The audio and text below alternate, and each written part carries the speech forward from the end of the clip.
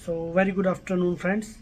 एक और interesting case और रेमेडी देखते हैं। तो ये जो केस है एक 26-27 ईयर ओल्ड फीमेल पेशेंट का केस है, जो अभी एक स्टूडेंट है। तो इसके साथ अभी क्या हो रहा है ना, इसके चेहरे में बहुत सारे पिंपल आ रहे हैं और पिंपल रेगुलर बने रहते हैं। इवन पीरियड से कई बार पीरियड से पीछे, कई बार पीरियड से बाद में इसको रेगुलर एक्ने, पिंपल ये चले आ रहे हैं। ठीक है, उसमें पस फॉर्म होता है और उसका ये कहना है कि जब वो पिंपल आते हैं ठीक भी हो जाते हैं दाग, लेकिन दाग छोड़ जाते हैं और ये कई सालों से चल रहा है ऐसा। ठीक है, मतलब ये जब से इसका मीनार की स्टार्ट हुआ तब से ये ऐसा चल रहा है। तो इसने घरेलू उपचार भी किया, कॉस्मेटोलॉजिस्ट को भी दिखा दिया, सारे इसने उपाय कर लिए, लेकिन ये फुंसियाँ, पिंपल आना इसका बंद नहीं हो रहा। ठीक है, और पिंपल जब आते हैं तो वो दाग छोड़कर चले जाते हैं। तो पेशेंट ने कहा कि डॉक्टर साहब मैं इसी से सबसे ज़्यादा परेशान हूँ कि ये पिंपल ठीक ही नहीं हो रहे हैं, बहुत ज़्यादा परेशान हो गई हूँ।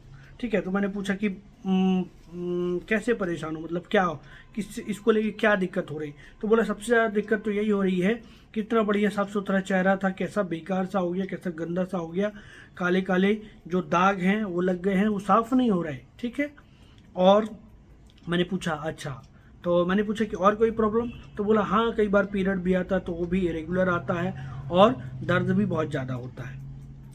तो पेशेंट का ये वर्जन था। तो तो मैंने पूछा कि घर में कौन कौन है।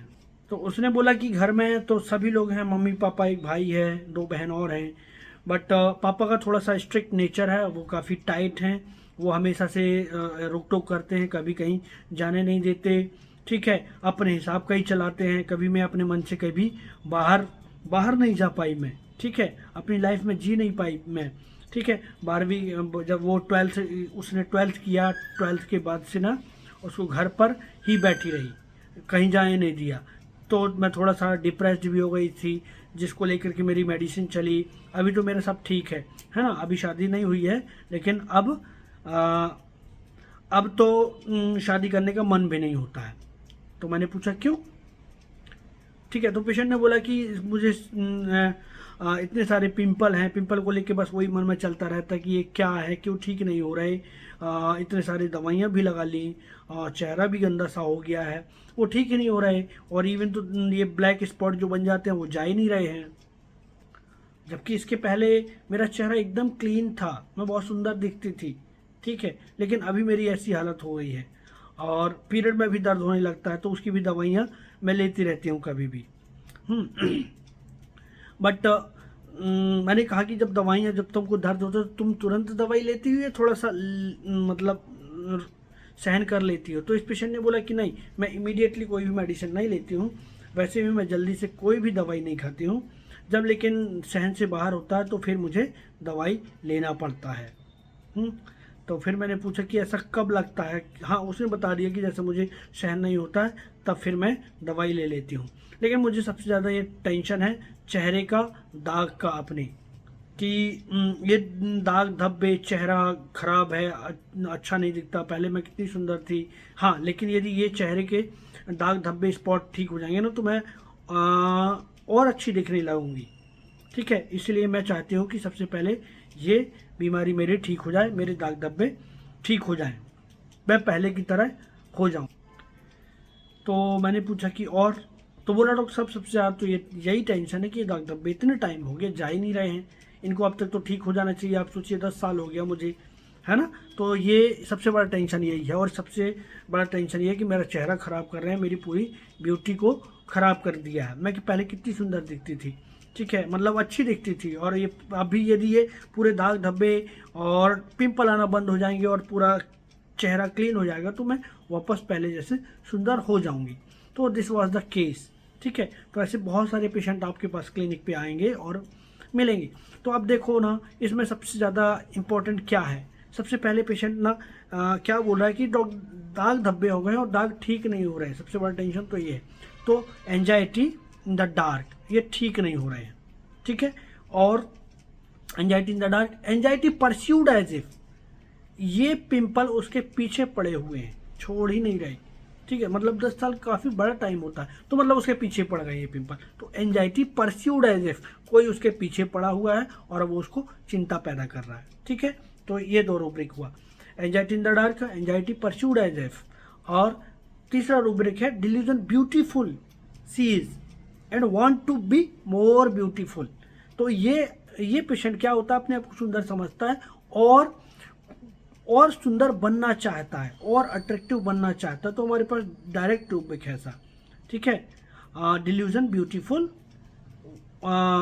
Wonderful, she is beautiful, want to be, तो वो और सुंदर होना चाहती है। ठीक है, और उसने उसमें डिल्यूजन परस्यूड बीइंग, ठीक है, डिल्यूजन परसिक्यूटेड, मैं परेशान हो गई हूँ उससे, delusion persecuted, delusion pursued, anxiety pursued as if. ठीक है, और लाइट डिजायर उसने एक दो बार मुझसे पूछा भी था कि ये ठीक तो हो जाएंगे ना, तो ये लाइट डिजायर तो सिंपल रेमेडी थी स्ट्रामोनियम।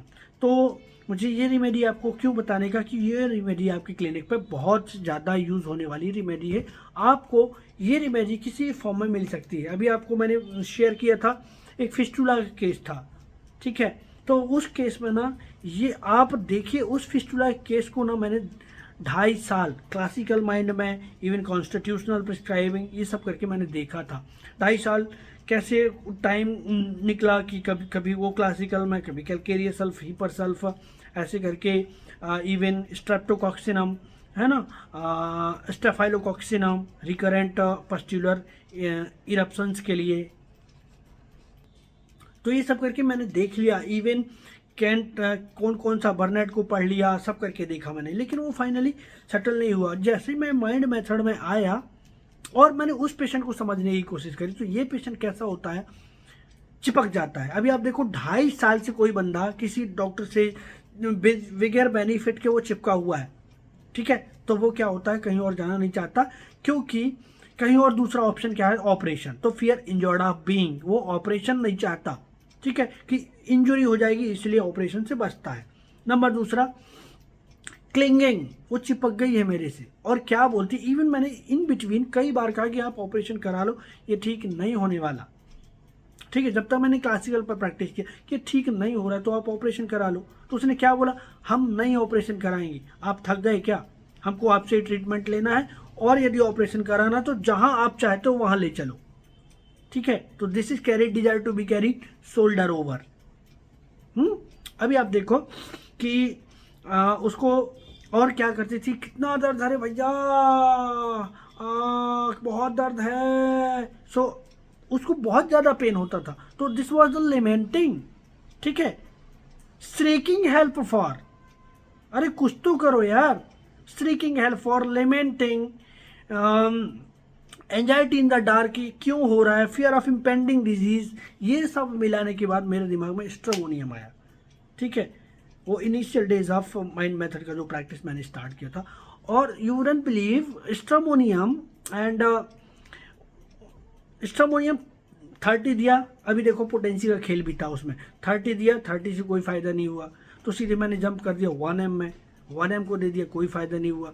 फिर मैंने कहा कि रेमेडी वही है, मुझे 200 ट्राई करना चाहिए, तो 200 दिया, 2 डोज से उसका फिस्टुला टोटल खत्म। आज 5 साल से पेशेंट बेटर है। ठीक है, तो this is little about stramonium. अभी देखो कई सारे ऐसे पेशेंट आएंगे, क्लिंगिंग, एक पेशेंट और, भैया ठीक कर दो ना भैया, प्लीज़ भैया, प्लीज़ भैया ठीक कर दो ना, बहुत तकलीफ हो रही है, कितनी तकलीफ होती है। तो दिस इज लिमेंटिंग।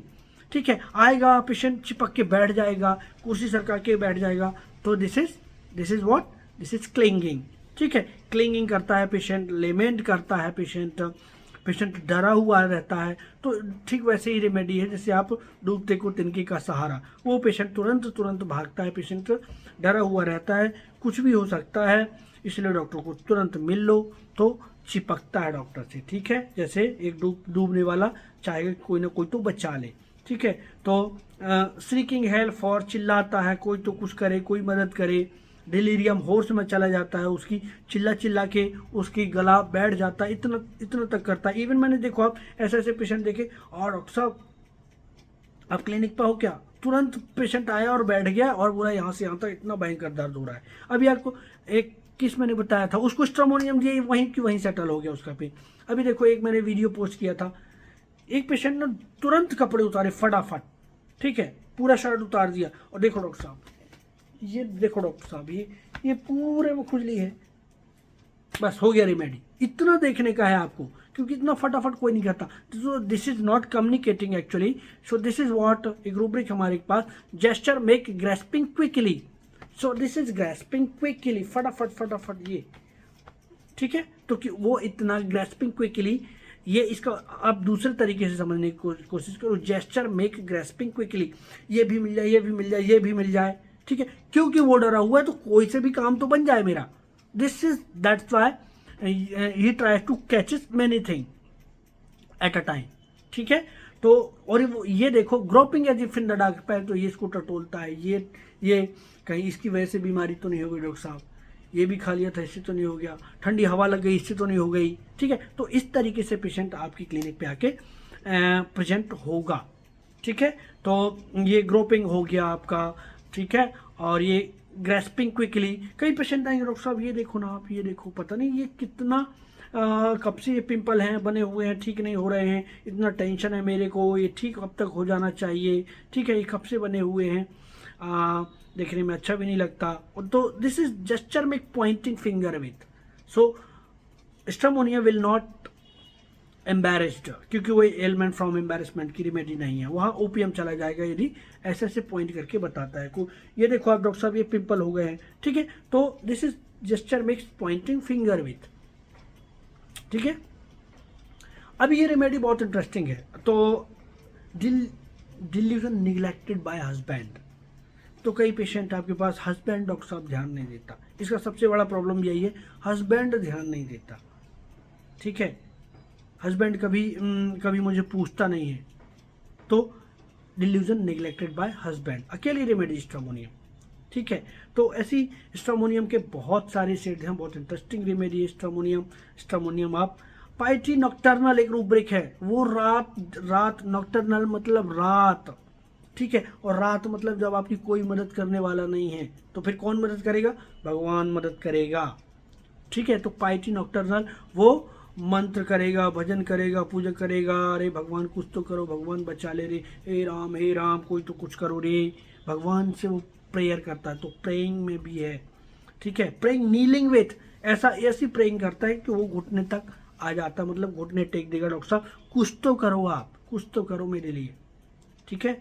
और श्रीकिंग हेल्प फॉर्म है, ठीक है। तो उसका जो बात करने का तरीका रहेगा, डर में इतना रहेगा कि आपको उसकी बातें भी आपको चुभने लगती हैं। तो this is shrieking help for. So this remedy is very wonderful remedy in your practice, या of course you can use with the different shades of the patient, ठीक है। तो अभी आपके पास जितना मैंने बताया सबसे मैक्सिमम शेड्स यही होता है।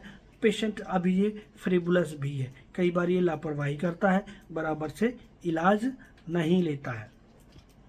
So this is little about stramonium. Thank you for watching, and those who want to join our classes they can contact me. Thank you, thanks for watching.